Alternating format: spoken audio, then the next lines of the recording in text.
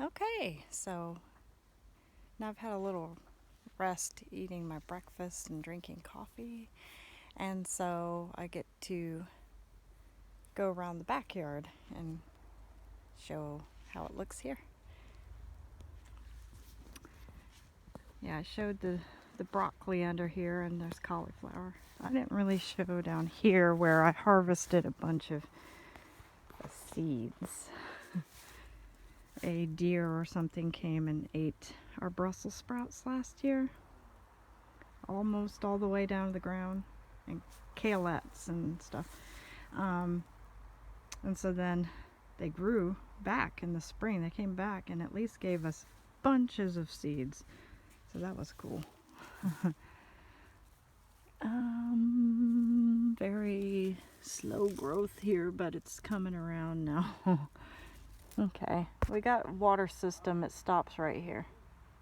It's been really nice having that. We'll have to expand it. And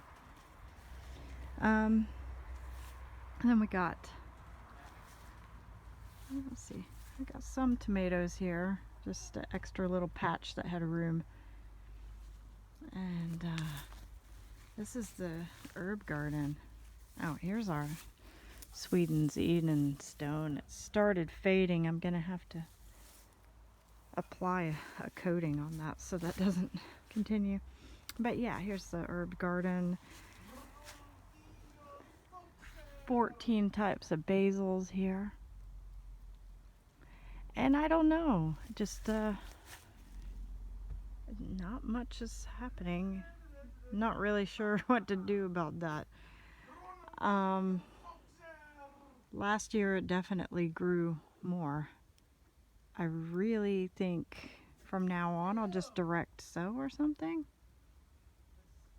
because it's not I don't know. I have so many exciting kinds, but at least hopefully they'll seed and give me, yeah, give me stuff for next year, please. Because I've got so many kinds: lemon and lime and holy basil, cinnamon basil, anise, two types of red basil, Thai basils, some Italian ones, of course, and spicy ones.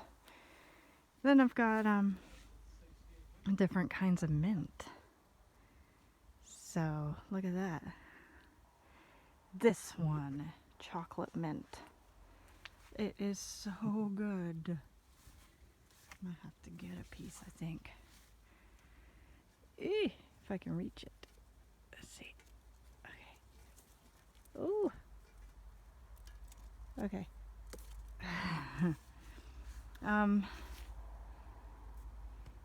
Gosh, you smell it. It really smells like chocolate mint. Now I know since it started bolting now and it's gonna flower. Yes, seeds. That means it's gonna be a little more bitter, but it really tastes like chocolate mint. It's crazy. I'm gonna grow that every year. We've got other mints in these hanging pots. A ginger mint. And like we got what else? What do we have? Uh-oh, these are full of water. Moroccan. And oh, that's the Egyptian mint. Yeah, I forget what all we have here.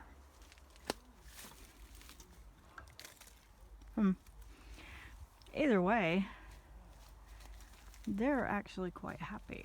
And they're all going to seed now, so thank goodness I'll have seeds. There's more there. I thought I got it all, but mint is so aggressive. I need to find a way to contain them like this. Also got some thyme. This one, oh, it's really dry. That's lemon thyme. Then I think the regular thyme did not come back this year, which is surprising. because that's a perennial. Let's see. This looks like, yeah, it's marjoram. It's seeded. Cool. And tarragon. The rosemary grew. I had bad luck with rosemary last year, so that's cool. That's very cool. Okay, sage. Basically your regular herbs, you know.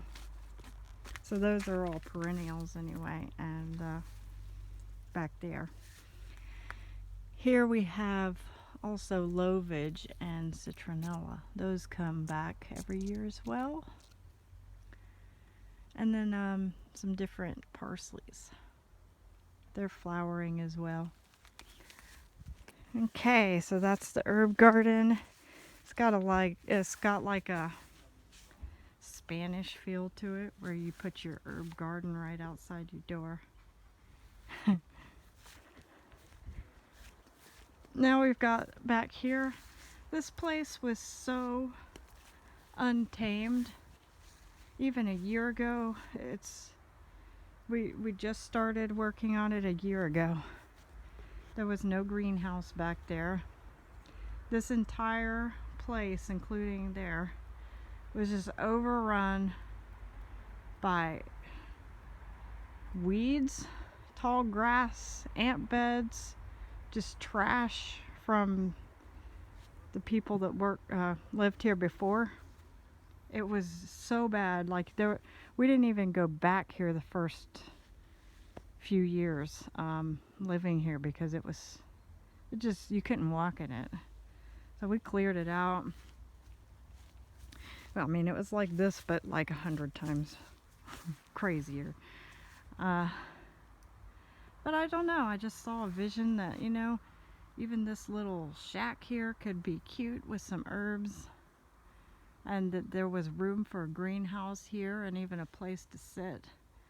We're supposed to have like one table here, but we've had family guests come celebrating birthdays and so on, and it was quite nice. I mean, we fit there and amongst the growing tomatoes and smelling herbs and grilling.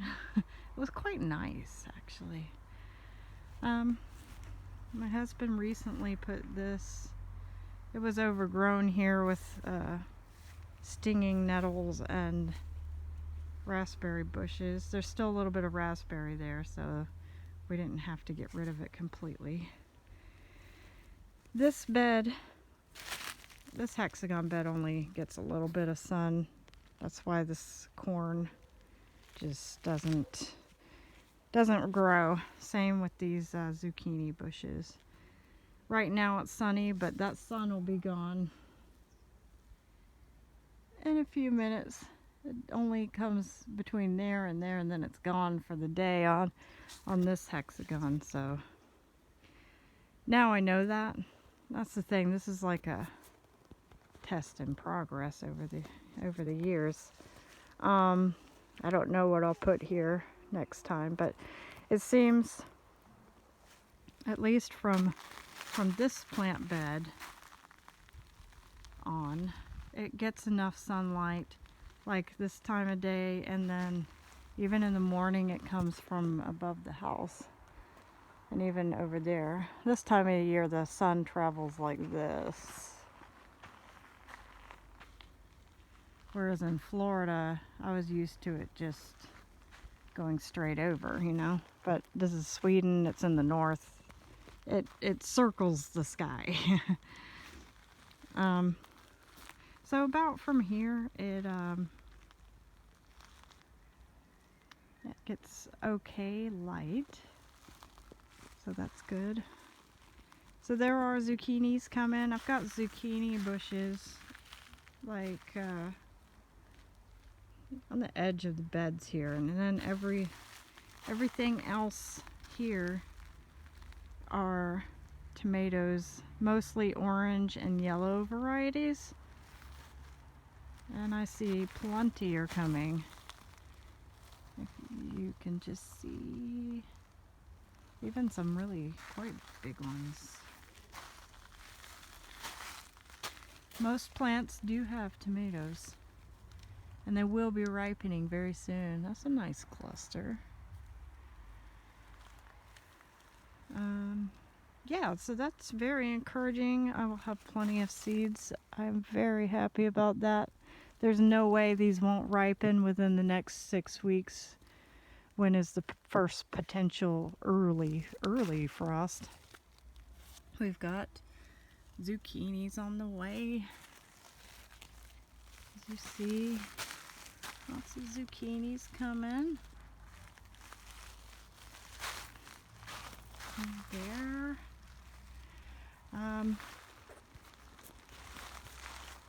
I've got a little bit of marigolds and pansies. Very cute little pot.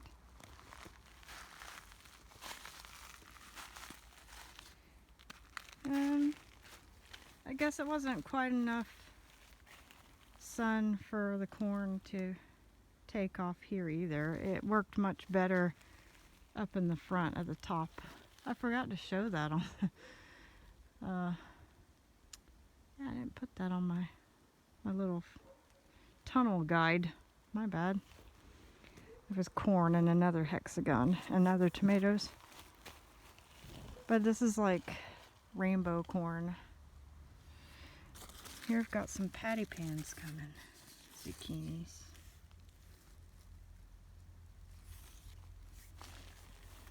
In the back I have winter squash, but it's just not enough sun. The idea was to have them growing through this and down the hill, because this is a big hill. And the thought was okay, but trying to train it down the hill when these bushes got really big. These are lilac bushes, and so I can't really like crawl back there like I used to. So I won't be doing that again. Last year, because these bushes were less dense, they did get a lot longer and they did go down a hill, but we got a very early freeze, so I lost everything.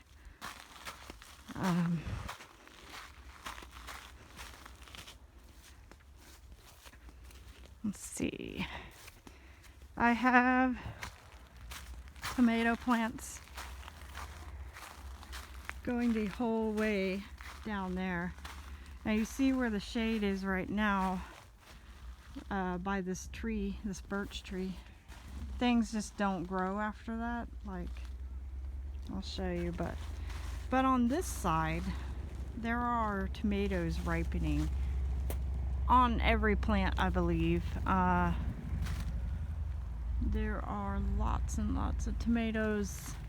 Like, I'm really kind of just excited. There has been something eating some of the ripe ones back here. Don't know what, but it'll come and start munching stuff. So I'm learning to take them a little bit faster.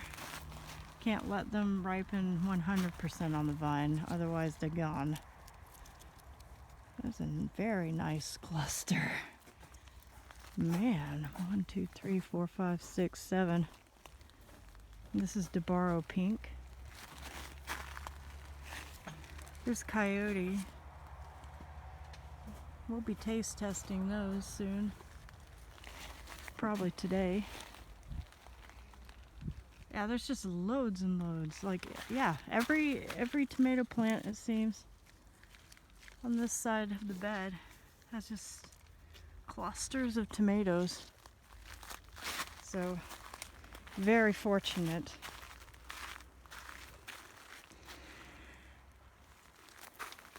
That's a funky shape. What is that? So, oh, strawberry tomato. That's why. Looks like a strawberry. Yeah. Yeah, so basically, this little guy fell off. Kentaur. I cannot find any information on this. It's spelled like this. If you anyone knows any information, let me know. Korean long. Boy, that is a funky tomato. I love it.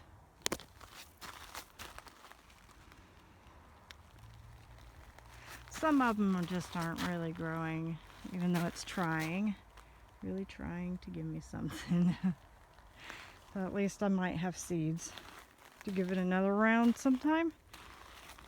Back here is where it starts getting a little sad. Just not enough light. So we've got a lot of stunted tomato plants. Here's a red charcoal though. And red Mustang. These are long tomatoes. Very neat. I like those. Maybe I need to one day mix do a hybrid on one of these long ones mixed with the fuzzy ones.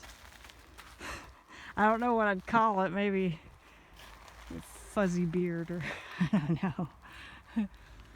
What's this? San Marzano. It's a long one too, a paste tomato. Cool. It's a black zebra and stuff. Anyway, here we have our last hexagon. Again, it's almost shady all the time, so this corn back here has no chance. Now I know that for sure. It was the second time just testing. Just got to see what works, you know. And here we got some orange tomatoes on the way. Quite a few, despite the shade. And this is why I test it, because maybe certain kinds do just fine. Other kinds just want more sun. So it just, it's worth a test. These are fine, really. They're not large, but they're producing really nicely. The plant still looks healthy. So, I think this one was called Orange. Okay, so here we've got a bed we just put in a couple months ago, actually. And the reason for that is, it was, you know, we got this space behind the greenhouse and we're like, it just dead-ended into this rock wall with a bunch of weeds. And I just found it really unsightly and thought, surely we can do something with this to make it more nice looking. And we also had a bunch of cabbage plants that we had nowhere to put it. And I'm like, you know what? Cabbage can handle it a little cooler where it's not being beat down by the sun. And so that's what we did. All this is different cabbages. We've got green ones all the way to red ones up here, purple. And, but now they're getting so big. So we'll just have to take off the cover. But, I'm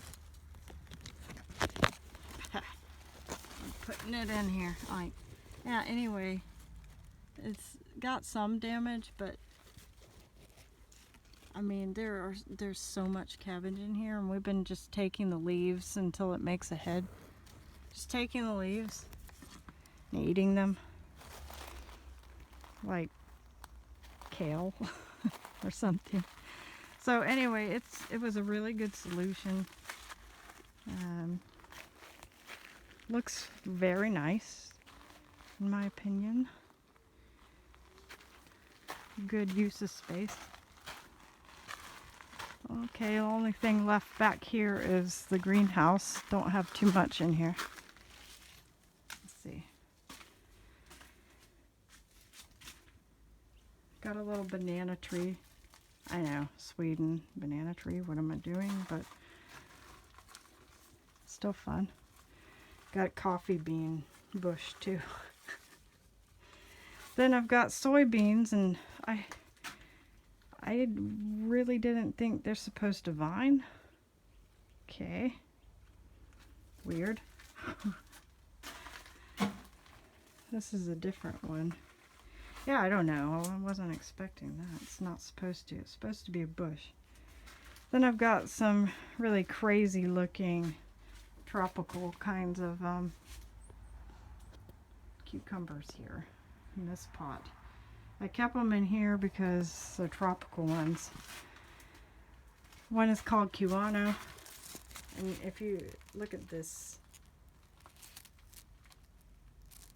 that's the female flower, and that would be developing into this really spiky yellow cucumber. The other ones around are called hedgehog ones, because they're kind of like this one, but like just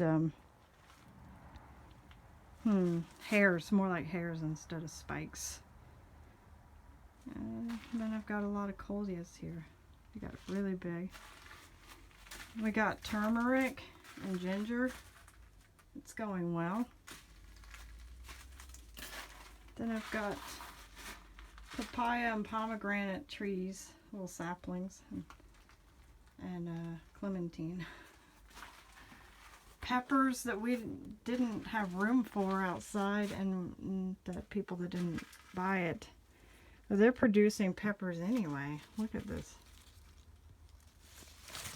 Woo, heavy with peppers. Oh boy. Stay. And we've got asparagus. Both green and purple. We've got rocket or rucola. We've got Japanese, another Japanese one, just called wasabi rucola. Sorry, arugula is English. Rucola is Swedish. Keep doing that. Mitsuba, that's Japanese parsley. Smells good. Anyway, that's all we got in here. So this little greenhouse had everything started for us that's in the garden, which is crazy. That's all for the backyard. Gonna sit down a little bit more.